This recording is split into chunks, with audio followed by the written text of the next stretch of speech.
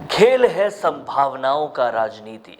राजनीति में सब कुछ मुमकिन होता है। राजनीति में जैसा दिखता है वैसा कभी भी नहीं होता। ये सारी बातें अगर आप राजनीति के बारे में जानते हैं तो ये भी जान लीजिए कि जो कुछ भी आप सुन रहे हैं, देख रहे हैं, उन्हें इन बातों के साथ तोल मोल के और इन बातों का फिल्टर लगा के ही समझें और उन्हें कैलकुलेट करें। नमस्कार, देख रहे हैं आप लोग राजस्थान संवाद।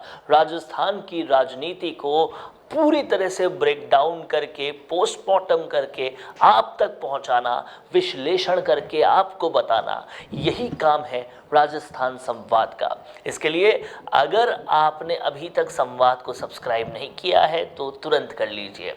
आज हम बात करेंगे हनुमान बेनीवाल की। हाल में हुए सर्वेज में ये कहा गया, बताया गया, लोगों से पूछा गया कि हनुमान बेनीवाल को किसके साथ जाना चाहिए, और लोगों ने, जैसा कि सर्वे एजेंसीज का कहना है कि बहुत बड़े प्रतिशत में लोगों ने ये कहा कि हनुमान बेनीवाल को बीजेपी के साथ ही जाना चाहिए।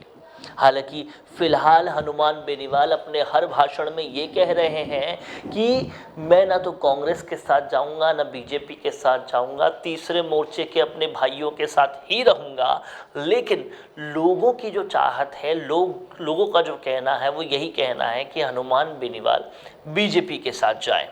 अब समझने वाली बात यह है कि एक निजी चैनल के ये पूछने पर कि अभी तो आप कह रहे हैं कि कांग्रेस और बीजेपी के साथ नहीं जाऊंगा, लेकिन चुनाव के बाद क्या आप उनके साथ अंदर से बाहर से किसी भी तरह का गठबंधन करेंगे? इस पर हनुमान बेनीवाल का कहना था चुनाव के बाद ही देखेंगे, अभी से मैं उसके बारे में कुछ नहीं कहूँगा। अब इस पूरी राजनीति को समझने की ज़रूरत है और हनुमान बेनीवाल क्या करेंगे, क्या कर रहे हैं और क्या किया था, इन तीनों एस्पेक्ट्स में इस बात को देखने और समझने की ज़रूरत है। देखिए, बहुत जाहिर सी बात है, समझने वाली बात है कि हनुमान बेनीवाल पहले एनडीए के घटक रहे हैं, वसुंधरा के आलोचक रहे हैं, लेकिन एनडीए के घटक रहे हैं। एनडीए के साथ ही उन्होंने चुनाव लड़ा था लोकसभा का, और उन्हीं की बदौलत कहीं ना कहीं, या फिर साथ कह लीजिए, वो नागौर की लोकसभा सीट ले आए और पहुंच गए दिल्ली। अब बाद में किसानों के मोर्चे के लिए उन्होंने वो गठबंधन तोड़ा, लेकिन भले ही वो गठबंधन टूटा हो, उनका संबंध बीजेपी से बहुत मधुर रहा है, खासकर केंद्र बीजेपी से बहुत मधुर रहा है। वो लगातार नितिन गडकरी से मिलते रहे, प्रधानमंत्री से मिलते रहे, सबसे मिलते रहे, और आप इस बात को समझिए, नागौर के लिए इतने सारे प्रोजेक्ट्स अप्रूव करवा लिए।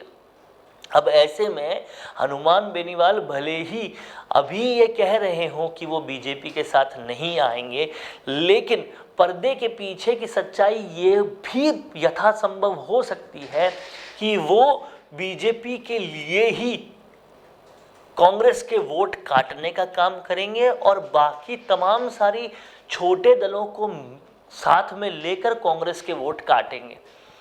और इसके लिए कहीं ना कहीं अगर आप देखेंगे हनुमान बेनीवाल की एक्टिविटीज़ तो आपको समझ में आएगा कि उनके लगातार संबंध बीजेपी से मधुर रहे हैं, लगातार वो उनके लिए उनसे मिलते रहे हैं। तो कोई बड़ी बात नहीं है कि वो बीजेपी के लिए कांग्रेस का वोट काटने का काम करें। और साथ ही दूसरे एस्पेक्ट में अगर देखें तो बीजेपी तमाम सारी कोशिशों के बावजूद, तमाम सारी संभावनाओं के बावजूद, तमाम सारे वसुंधरा राजे गुट की कोशिशों के बावजूद वसुंधरा राजे को तवज्जो नहीं दे रही। अब चुनाव बिल्कुल पास में आ गए तो भी वो तवज्जो नहीं दे रही जो उन्हें सीएम पद के पहले देनी चाहिए।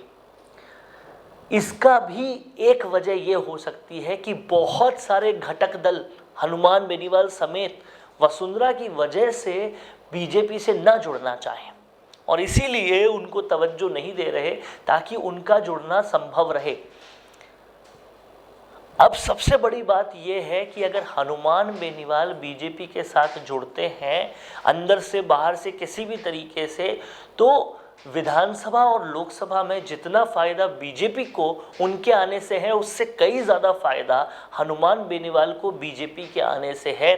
क्योंकि हाईवे से लेकर रेलवे से लेकर और कई बड़ी बड़ी मांगों पर केवल केंद्र ही एक्शन ले सकता है, और उनको अगर अपनी सांसदी बरकरार रखनी है, अपनी पार्टी को बरकरार रखना है, तो उन्हें अपने क्षेत्रों में काम करवा के दिखाना होगा। और वो ये जानते हैं कि आज के माहौल में अगर काम करवाना है तो बीजेपी से दोस्ती करनी पड़ेगी, और उनका सिंगल पॉइंट जो लक्ष्य है वो कहीं ना कहीं अपनी पार्टी को और बड़ा करना है, जो किसी भी तरीके से गलत नहीं है। और इसी के लिए बीजेपी से उनको जुड़ना ही चाहिए, उसी में फ़ायदा है, और ये वो जानते भी हैं और कहीं ना कहीं इसी दिशा में काम कर रहे हैं। हनुमान बेनीवाल ने हाल में एक प्रेस कॉन्फ्रेंस की, उसके भी कुछ क्लिप्स आपको बताएंगे, सुनाएंगे, और उसमें साफ तौर पर कांग्रेस को वो आड़े हाथों ले रहे हैं और बीजेपी में भी केवल वसुंधरा को आड़े हाथों ले रहे हैं। बार बार उन्होंने एक बात पर फोकस किया है कि वसुंधरा राजे के भ्रष्टाचार को मुख्यमंत्री गहलोत ने भी नहीं उजागर होने दिया।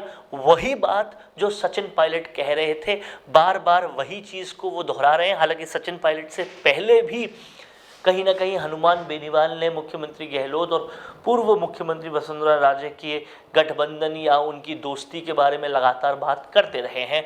वही बात एक बार रिपीट की और कांग्रेस को दूसरे मुद्दों पर भी आड़े हाथों लिया, और कहीं ना कहीं लाल डायरी के मुद्दे पर वो कांग्रेस को बचाते हुए दिखे। उन्होंने कहा ये पूरी तरह से नाटक है, लाल डायरी पीली डायरी, और राजेंद्र गुढ़ा पर वो पूरी तरह से बरसे कि इनका काम ही एक दल से दूसरे दल पे जाने का है। लेकिन अब समझने वाली बात यह है कि डैमेज हर तरफ से कांग्रेस को ही किया जा रहा है।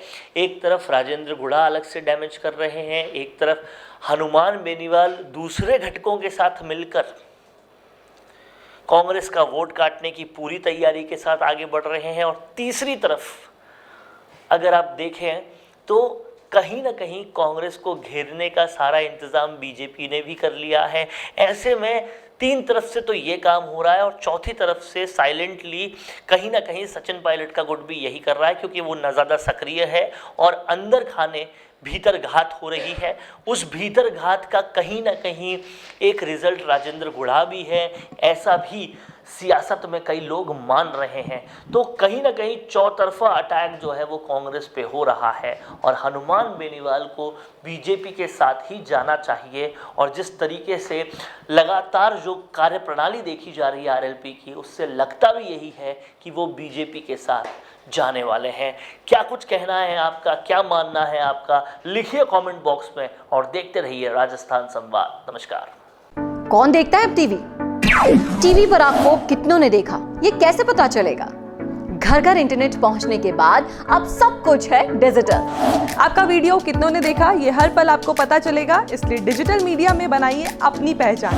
4.5 करोड़ से ज्यादा व्यूज और 3,27,000 से ज्यादा सब्सक्राइबर वाले राजस्थान के चैनल राजस्थान संवाद पर करवाइए कवरेज। ज्यादा जानकारी के लिए व्हाट्सएप करें 7339900549 पर।